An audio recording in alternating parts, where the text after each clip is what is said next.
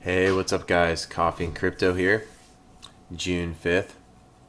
And just dropping in to give a little bit of some insight and some ideas on where I think Bitcoin's going to be going. There's been a little bit of news. At this point, a lot of you have seen that a whale profited very, very well, about $15 million on that previous crash. It was only about 10% overall, but the whale actually came in and sold 215 million worth of crypto, helping crash the market, caused a lot of fear.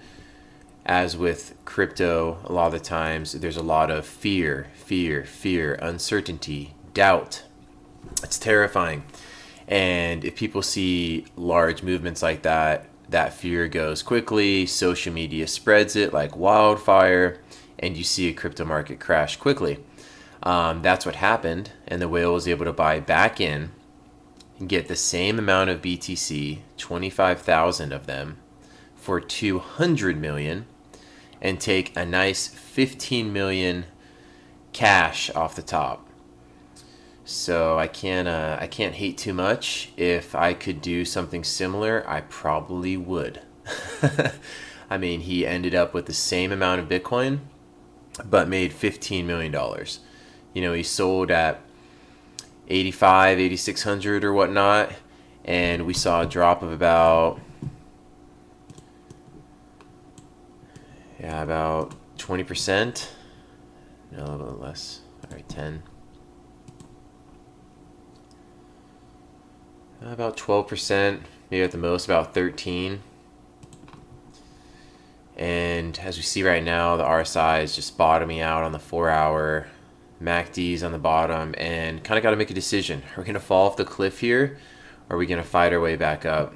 We really need to end up over 8,000 in the next day or two, or I think it's going to be pretty easy for us to slide back down. So I know a lot of people were saying they're buying the dip here.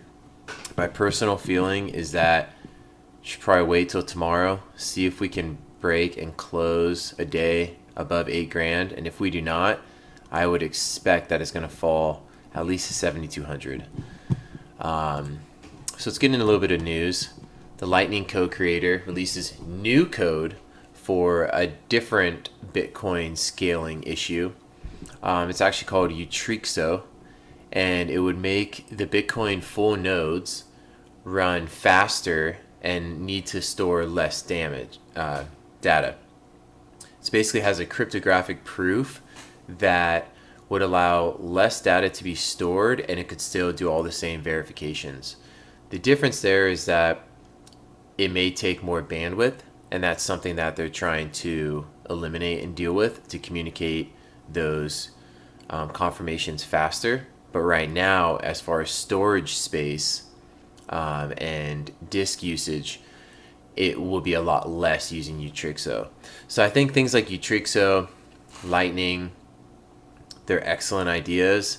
They haven't quite been dialed in to the level that we need for Bitcoin and a currency, or store of value or an investment tool. They have to have very little liability, very little issue. You have to be very careful to update the Bitcoin code and add anything in regards to adding any sort of bug or hack.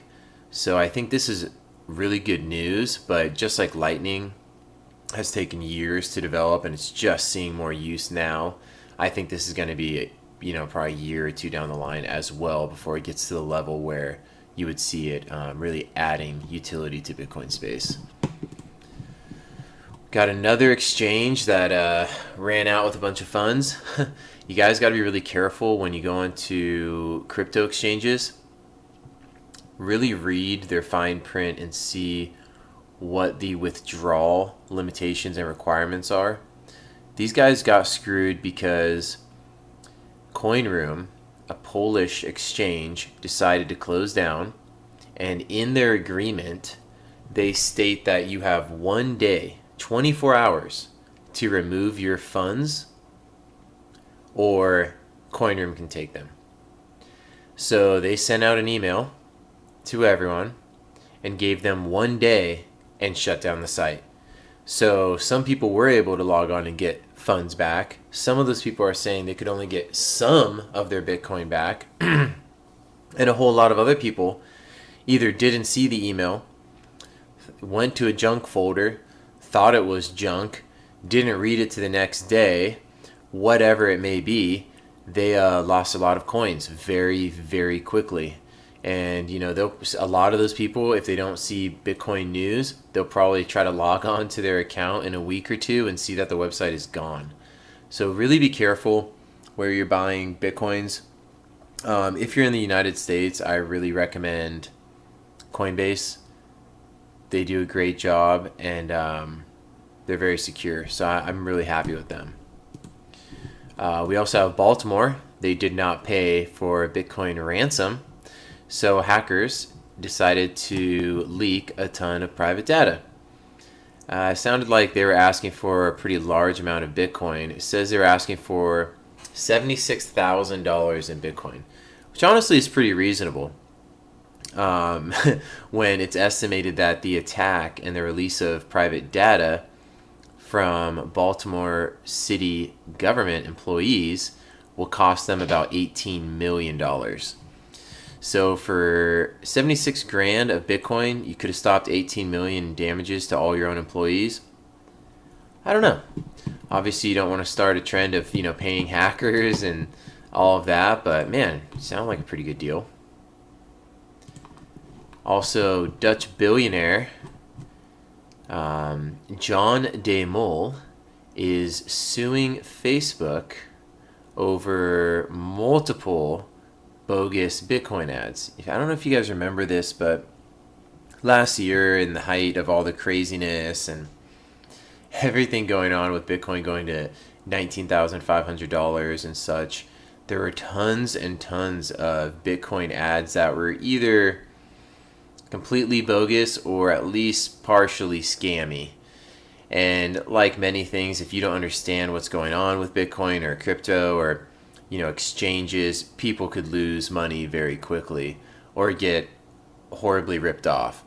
So that did happen to a lot of people, and that is why Facebook banned all Bitcoin ads, which seems like they're turning around now. But they banned all Bitcoin ads because they just, they couldn't go through it and make sure they're all good and clean. So this guy's actually suing. I don't think we're going to really see it go anywhere. I think Facebook needs to come out as a strong proponent for cryptocurrency, especially with them, getting their own coin soon. So we'll see. But some exciting stuff ahead, guys. I think we're going to be feeling pretty good with how Bitcoin rallies back. There is a chance that if we break 8K and go above it, we could see this bull run come back together. But don't be surprised if we dip down to 7,200 if we can't break that 8.2. So definitely some buying opportunities ahead before this bull market continues throughout 2019.